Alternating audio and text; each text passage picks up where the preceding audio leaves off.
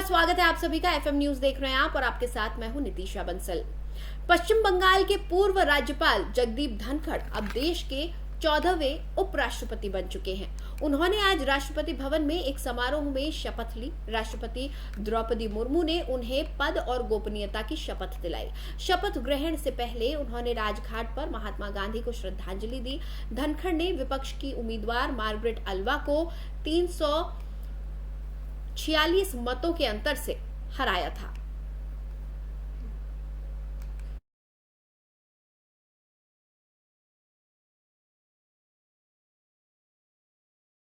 दिल्ली के सीएम अरविंद केजरीवाल ने फ्री सुविधाओं के मुद्दे को लेकर एक बार फिर केंद्र पर निशाना साधा है। उन्होंने कहा कि कुछ दिनों से जिस तरीके से जनता को दी जाने वाली सुविधाओं का जबरदस्त तरीके से विरोध किया जा रहा है, उससे मन में एक शक पैदा होता है। उन्होंने क्या कुछ कहा, आइए आपको सुनाते हैं। कुछ दिनों से जिस तरह से जनता को फ्री में मिलने वाली सुविधाओं का विरोध किया जा रहा है, जिस ज़बरदस्त तरीके से विरोध किया जा रहा है, कहा जा रहा है कि अगर सरकारें जनता को फ्री में सुविधाएं देगी तो सरकारें कंगाल हो जाएंगी, देश के लिए बहुत आफत पैदा हो जाएगी, इन सारी फ्री की सुविधाओं को बंद किया जाए। इससे एक मन में शक पैदा होता है कि क्या केंद्र सरकार की आर्थिक हालत बहुत ज़्यादा कहीं ख़राब तो नहीं हो गई है। इतना ज़बरदस्त तरीके से विरोध क्यों किया जा रहा है।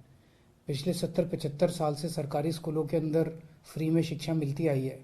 पिछले 70-75 साल से सरकारी अस्पतालों में गरीबों को फ्री दवाइयाँ मिलती हैं, फ्री राशन हर महीने भेजा जाता है।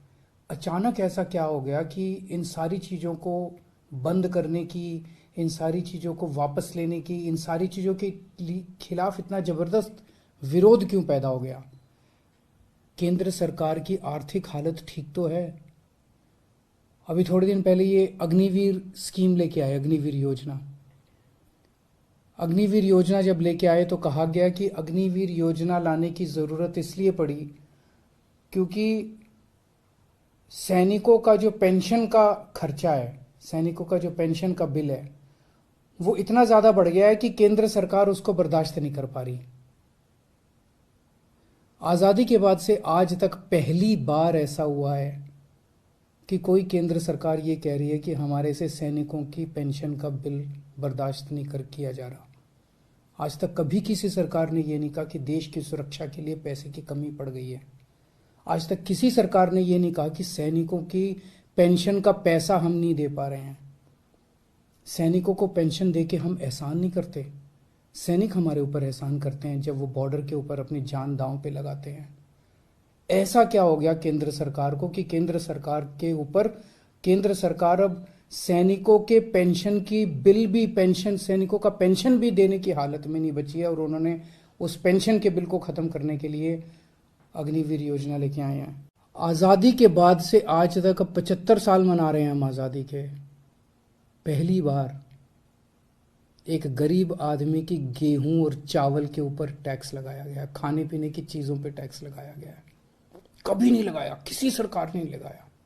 सबसे क्रूर चीज है ये। एक बिल्कुल गरीब आदमी, एक भिखारी जिसका कुछ नहीं होता, वो भी मार्केट से जब गेहूं और चावल अब खरीद के लाएगा, उसको उस पर टैक्स देना पड़ेगा।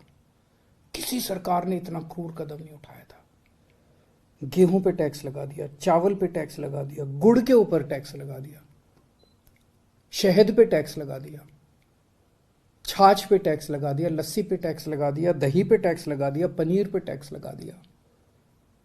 क्या जरूरत पड़ गई, क्या ऐसी क्या हालत हो गई केंद्र सरकार की कि गरीब से गरीब आदमी के खाने के ऊपर टैक्स लगाने की नौबत आ गई, जो आज तक 75 साल में कभी नहीं हुआ था।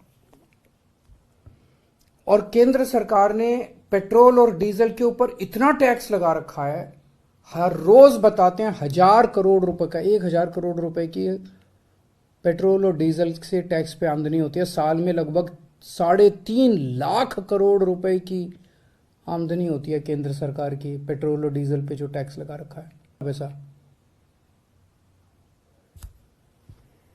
और अब कह रहे हैं कि सारी जितनी सुविधाएं जनता को फ्री में मिलती हैं वो बंद होनी चाहिए।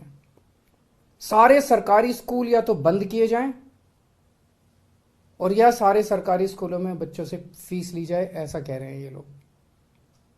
आप सोच के देखो, अगर सरकारी स्कूलों में फीस लगने लग गई, देश के कोने कोने के अंदर सरकारी स्कूल, वैसे ही सरकारी स्कूलों के अंदर पढ़ाई खराब है, और अगर सरकारी स्कूलों में फीस लगने लग गई तो बच्चे को तो कोई नहीं पढ़ा पाएगा। आधे से ज्यादा बच्चे इस देश के अनपढ़ रह जाएंगे। देश आगे कैसे बढ़ेगा? कह रहे हैं कि सारे सरकारी अस्पतालों के अंदर अब पैसे लगने चाहिए, सरकारी अस्पतालों में जो फ्री का इलाज होता है वो बंद होना चाहिए। सरकारी स्कूलों से मेरे को याद आया कि कई राज्य सरकारों ने अब सरकारी स्कूलों में फीस लगा भी दी है। मैंने मीडिया में खबरें पढ़ी हैं कि एक राज्य के अंदर 120 रुपए महीना फीस लगा दी है, एक राज्य के अंदर 500 रुपए महीना फीस लगा दी है। कहां से लाएगा एक गरीब आदमी 500 रुपए महीना अपने बच्चों को पढ़ाने के लिए?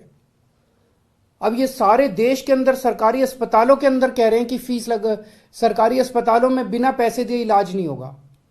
गरीब आदमी के पास इलाज कराने के पैसे नहीं है, वो कहां से लाएगा पैसे इलाज कराने के लिए?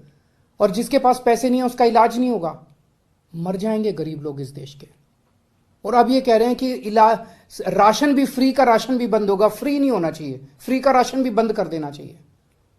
75 साल तक